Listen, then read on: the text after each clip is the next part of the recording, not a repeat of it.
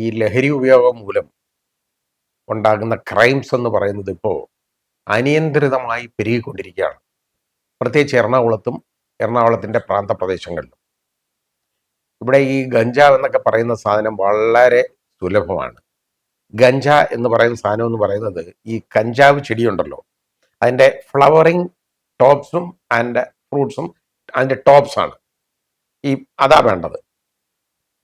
അത് സുലഭമായിട്ട് ഇവിടെ കിട്ടും. കാരണം ഇവിടെ ഇടുക്കിയിൽ നിന്ന് വരുന്നത് കൂടാതെ അത് ഒറീസയിൽ നിന്ന് ധാരാളമായിട്ട് ട്രെയിൻ വഴിയും മറ്റ് ഗുഡ്സ് വെഹിക്കിൾ വഴിയൊക്കെ ധാരാളമായിട്ട് ഇവിടെ വരുന്നുണ്ട്.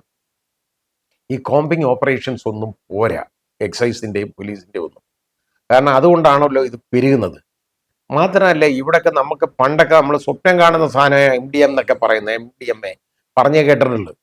പക്ഷെ അതിപ്പോൾ ഇവിടെ കൊച്ചു പിള്ളേരുടെ ഇത് തന്നെ ഉണ്ട് MDMA ഉണ്ട്. കാരണം ആ രീതിയിൽ അത്രത്തോളം സുലഭമാണ്, അതിൻ്റെ ശൃംഖല അത്രത്തോളം വ്യാപിച്ച് കിടക്കുകയാണ്. ഇതിനെയൊക്കെ പിടിക്കുന്നവനെ കൊണ്ടും മുകളിലോട്ട് പോവുകയല്ല, ഈ പിടിക്കുന്നിടത്ത് നിൽക്കും. പണ്ട് ഒരു കാലത്ത് ഞാനിവിടെ എറണാകുളത്ത് അന്ന് സെക്കൻഡ് അഡീഷണൽ സെഷൻസ് ജഡ്ജായിട്ട് ചാർജ് എടുക്കുന്ന സമയത്ത് അവിടെ അതായത് സർവീസിൽ ആദ്യം ജില്ലാ ജഡ്ജിയായിട്ട് നിയമന്ധനായി വരുമ്പോൾ ചാർജ് എടുത്തത് ഇവിടാണ്. അന്ന് ഒരുപാട് NDPS കേസുകൾ എൻ്റെ മുമ്പിൽ വരും. എല്ലാം കഞ്ചാവ് കേസുകളാണ്. പക്ഷെ അതിനകത്ത് ഭൂരിഭാഗം പ്രതികളും ചെവി കേൾക്കത്തുമില്ല, സംസാരിക്കത്തുമില്ല, അങ്ങനെയുള്ള ആളുകളാണ്. ഏറ്റവും കൂടുതൽ മൂവാറ്റുപുഴ ഭാഗത്തു നിന്നായിരുന്നു വന്നുകൊണ്ടിരുന്നത്.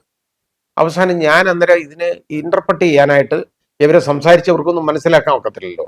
അതിന് ഒരു ഡെഫ് സ്കൂള് അവിടെ നിന്നുള്ള യഥാർത്ഥത്തിൽ 2-3 സിസ്റ്റേഴ്സ് ആയിരുന്നു സ്ഥിരമായിട്ട് കോടതി വരുന്നത്. അവസാനം ഞാൻ ഇതിനെക്കുറിച്ച് അന്വേഷിച്ചു, ഇതെന്താ ഇത്രയും കേസുകൾ ഇങ്ങനെ വരുന്നു, അവർക്ക് ആർക്കും സംസാരിക്കാനും ഇല്ല, ചെവിയും കേൾക്കാൻ വയ്യ. സംഭവം എന്താ അറിയോ, ഇവരാണ് ഇതിൻ്റെ ഏറ്റവും താഴേക്കിടയിലുള്ള റീറ്റെയിലേഴ്സ്. അപ്പൊ ഇവരെ പിടിച്ചു കഴിഞ്ഞാൽ ഈ കൊടുക്കുന്നവന്റെ ഐഡന്റിറ്റി വെളിവാകത്തില്ല. അപ്പോൾ പൊട്ടന്മാരെ നോക്കി തിരഞ്ഞെടുക്കും. നമുക്ക് ഡെഫ് ആൻഡ് ഡംബ് എന്ന് നമ്മൾ ഒരിക്കലും പറഞ്ഞിട്ട് ഡെഫ് എന്നേ പറയുള്ളൂ. കാരണം ഡംബ് സംസാരിക്കാൻ വയ്യാതാവുന്നത് അവർക്ക് കേൾക്കാത്തതുകൊണ്ടാണ്. അല്ലെ അവർക്ക് സംസാരിച്ചാൽ അവർക്ക് കേൾക്കാത്തതുകൊണ്ട് അവർ സംസാരിക്കാത്തതാണ്. പക്ഷെ അങ്ങനെ ആവുമ്പോൾ പിന്നെ അവർക്ക് ഡെഫാണ് ഡംബുമാണ്.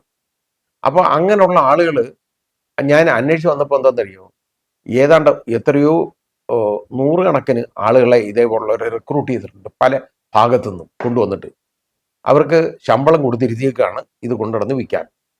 അങ്ങനെയുള്ള സംഭവം ഞാൻ കണ്ടിട്ടുണ്ട്. അപ്പൊ ഇതിപ്പോ അങ്ങനെയുള്ളവർ, ഇത് അങ്ങനൊന്നും അല്ലാത്തവരെ ഇപ്പൊ പിടിച്ചു കഴിഞ്ഞാൽ കുറെ മുടിയും വളർത്തിയവനും കമ്മലിട്ടവനും ഒക്കെ ആയിട്ടുള്ള ആളുകളെ പിടിച്ചു നിർത്തും കേട്ടോ. താടി മീശയൊക്കെ വളർത്തി ബാർബർ ഷാപ്പ് കണ്ടിട്ടില്ല, അങ്ങനെയുള്ളതിനെയൊക്കെ വിളിച്ചു പിടിച്ചുകൊണ്ട് നിർത്തിയേക്കും. അവനിൽ തീരുകയാണ് അന്വേഷണം, അതിന്റെ മേലെ തട്ടിലേക്ക് പോകുന്നില്ല.